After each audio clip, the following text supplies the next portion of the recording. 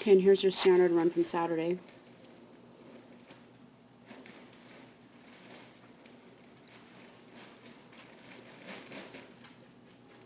That was good. She must have knocked a bar.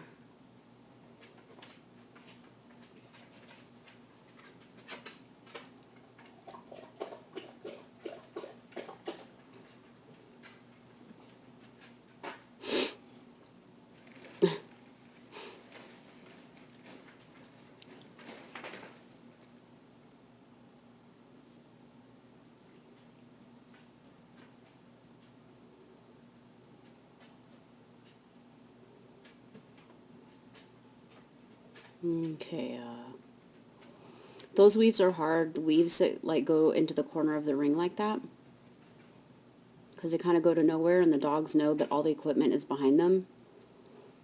So it's set up that way on purpose because it's tricky.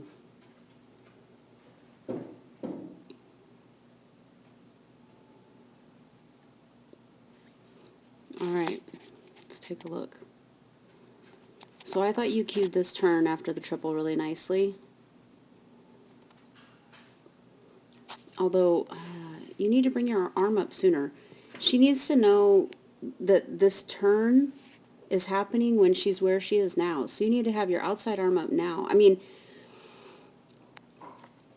and you don't want it to be a tight turn, but she needs to know there's a turn. There was no other equipment out there, so it was fine. But yeah, and you kept your arm up there to keep her coming to the teeter. I think what happened here was, from way back here, your motion is just this way, converging on her. She still should do the teeter, right? But because she doesn't, and she doesn't tend to stop, combined with the fact that you were converging on her like that, I think that's why she jumped off. I remember ours had a similar setup, and I think once I came out here and did a cross. I think I did both times actually.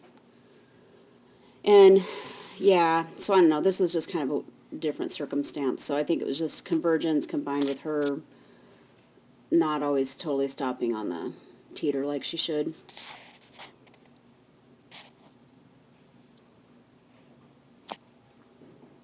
This part looked nice and effortless.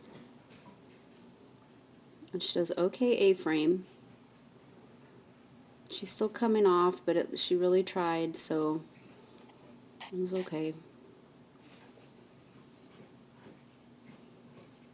So I don't know if maybe she's starting to have an issue with the table. I don't know, but at the next trial at the table, I would, like in this case, I probably wouldn't have waited for her to come out of the tunnel like you kind of waiting. I probably would have gone to the table and done the cross, because see, you're still moving while you had one step. Like, right. So I don't know. I mean, I think she's being naughty, but try to make it very black and white to her that we're going to the table and I'm not going to move. And I mean, that's not always going to be the case. You're not always going to be able to like go to the table and not have to take another step. I mean, you know, there's going to be times when you're running at the table, but I don't know, that's both runs where she's done weird things at the table, so maybe think about hey, how you're going to keep the table a little bit better.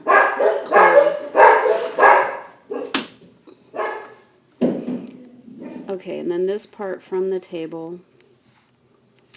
It's tricky if you feel like you can't get away from the table, because there's a long ways to those weave holes. So you're just behind and she's turning into is all happened there. I don't know what else to tell you if you can't really get away from the table. Probably you should have let out from the table, but maybe you feel like you can't. I'm not sure. But that's just a long ways to go from the table to the weaves without getting behind.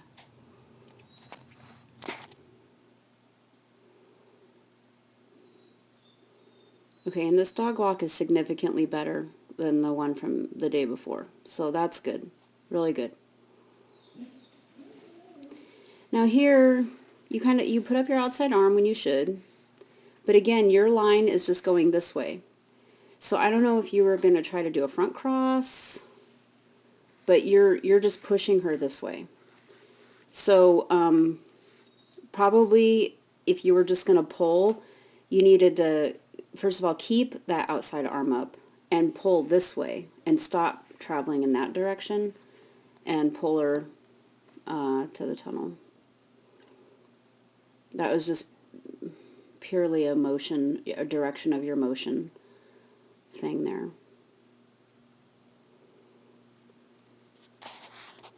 Some good courses, like they didn't look super hard, but they all had like their tricky elements.